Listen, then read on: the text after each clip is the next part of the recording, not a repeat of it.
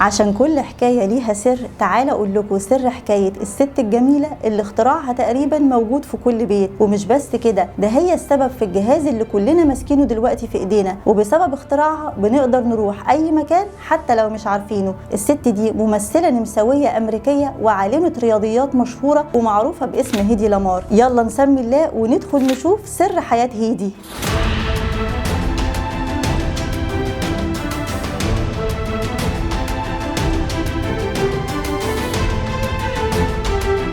هيدي اتولدت في 9 نوفمبر سنة 1914 في النمسا، وكانت الابنة الوحيدة لأب وأم من أصول يهودية، وكان معروف عنها إنها من عيلة غنية جدا. وهي عندها 4 سنين بدأت تتعلم الرقص والبيانو، وشوية شوية بدأت تفك اللعب بتاعتها وتجمعها تاني عادي جدا من شدة ذكائها. ولما كان عندها 10 سنين كانت بتعرف 4 لغات. هيدي عشقت التمثيل وكمان الرياضيات، ومثلت في أول بطولة ليها في فيلم إكستاسي أو النشوة لمخرج تشيكي. والفيلم ده كان ليه ضجة كبيرة جدا لانه اتقال عنه انه فيلم اباحي. المهم ان هيدي مثلت لها سنتين، ولما بقى عندها 19 سنة وتحديدا في سنة 1933 اتجوزت من فريدريتش مانديل. والجوازة دي كانت نقطة تحول حقيقية في حياتها، عشان ما اتجوزتش اي راجل والسلام، دي مش اتجوزت تاجر سلاح، اتجوزت صانع سلاح. والله زي ما بقول لكم كده. والراجل ده كان معروف عنه انه ثالث اغنى راجل في النمسا. مانديل وقع في غرام هيدي، وكان كل يوم يستناها في اوضه تغيير الملابس وما يمشيش الا لما يشوفها. جوزها ده كان من اصول يهوديه، وكان على اتصال وثيق بالزعيم الفاشي موسوليني ومن بعديه هتلر، وكان بيدي السلاح لهتلر اللي بيقتل باليهود. يهودي يعني. المهم ان هم اتجوزوا، وبدات المشاكل تحصل بينهم لانه منعها من التمثيل، لا مسرح ولا تلفزيون، لدرجه ان هي كتبت في مذكراتها ان هي مش ممكن تكمل في التمثيل طول ما هي متجوزه مانديل. هيدي كانت ذكيه جدا وعرفت تستفيد من جوازتها كويس رغم المشاكل اللي هي كانت بتتعرض لها، لكنها كانت دايما بتزور المصانع والشركات بتاعه جوزها، وده خلاها انها تكون شبكه معارف كبيره، وخلى عندها فكره كبيره جدا عن صناعه الاسلحه اللي هتفيدها بعد كده في اختراعاتها. المهم ان هيدي قررت انها تهرب، وفعلا اتنكرت في لبس الخدامه بتاعتها وهربت من باريس على لندن، وقابلت هناك مدير شركه مترو جولدوين مير، ودي كانت معروفه ان اكبر شركه انتاج افلام امريكيه، وعرض عليها انها تمثل وتروح معاه هوليود. وفعلا سنه 37 رجعت للتمثيل في هوليود، وسنة 38 عملت أول بطولة الفيلم ليها وهي في أمريكا اسمه الجزائر العاصمة، والفيلم ده كسر الدنيا والجمهور الأمريكي كان مبهور بجمالها.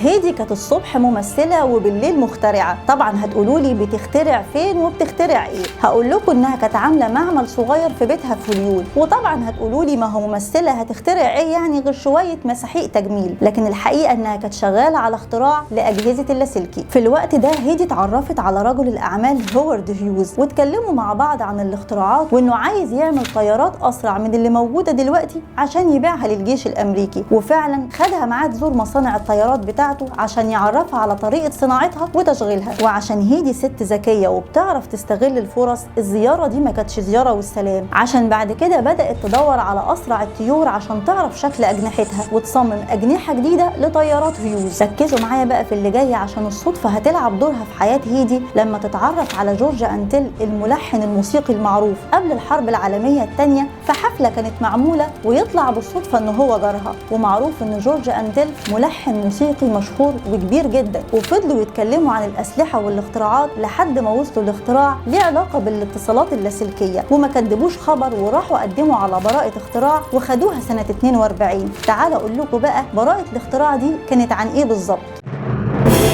هيدي وجورج صمموا نظام اتصالات سري يصعب على العدو ان هو يفك شفرة اي رسائل، فالنظام ده صعب اختراقه وصعب حد يتصنت عليه. والفكرة ببساطة بتعتمد على ان الموجات اللاسلكية اللي شايلة الاشارة تتغير بشكل عشوائي، وسموا نظام الاتصال ده القفز الترددي. هيدي وجورج لما اتسألوا عن فكرة الاختراع دي قالوا ان هم استوحوها من العزف الذاتي على آلة البيانو، وما تسألونيش ازاي. بعد كده اتقال على الاختراع ده ان هو الاساس للGPS وللبلوتوث وللواي فاي. وبرغم ان الاختراع ده كان مصمم اصلا لصالح الحلفاء في الحرب العالمية الثانية اللي هم امريكا وبريطانيا والاتحاد السوفيتي. والغريب بقى ان لما هيدي عرضت الاختراع بتاعها على البحرية الامريكية عشان يستخدموه في حربهم ضد النازيين بالذات تحت المية، اترفض بحجة انه جهاز ضخم جدا ومرهق. لكن الحقيقة بقى واللي ما قالتهاش البحرية الامريكية وقتها ان هم مش معترفين ان ممثلة وملحن موسيقي يخترعوا حاجة ممكن تساعد في العمليات العسكرية، رغم ان الاختراع ده كان ممكن يوفر سنة كاملة من عمر الحرب. وعلى فكرة علماء كتير شافوا ان الاختراع بتاع هيدي كان هو بداية اختراع التليفون المحمول، وناس تاني قالوا ان هي المخترع الحقيقي وان هي سجلت براءة الاختراع بتاعه في امريكا. هيدي ما اكتفتش بكده وبس، دي كمان اخترعت جهاز الكتروني يخفف التشويش على الراديو، والجهاز ده مكون اساسي من مكونات القمر الصناعي الحالي. في الوقت ده هيدي ما نسيتش حبها للتمثيل وبقت ممثلة عالمية ونجمة هوليود الاولى، وعملت شركة انتاج سنة 1946، وبعدها مثلت في فيلم شمشون ودليلة سنة 1949، واتحطت صورتها على مجلة التايم في نص الخمسينات كأجمل ست في العالم. وفجأة سنة 1962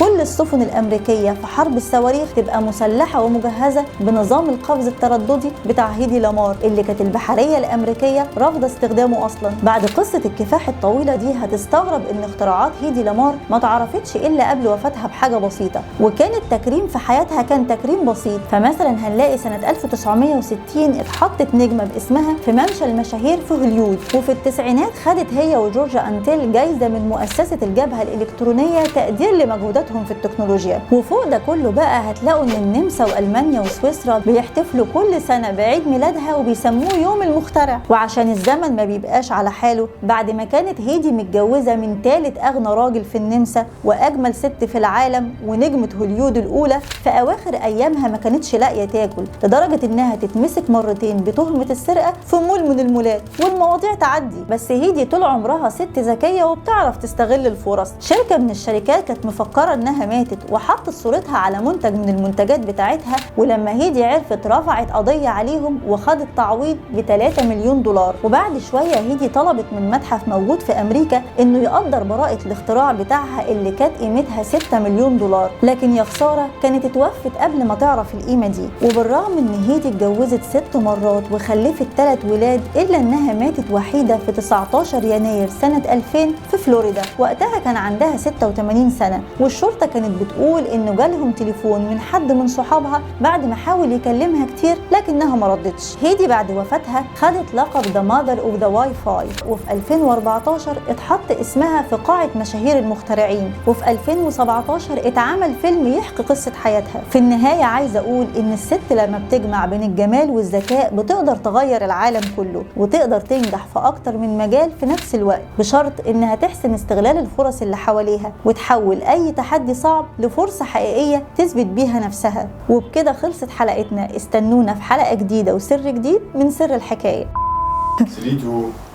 دي كده بس اشوف اللمعة دي كده عاملة ولا لا.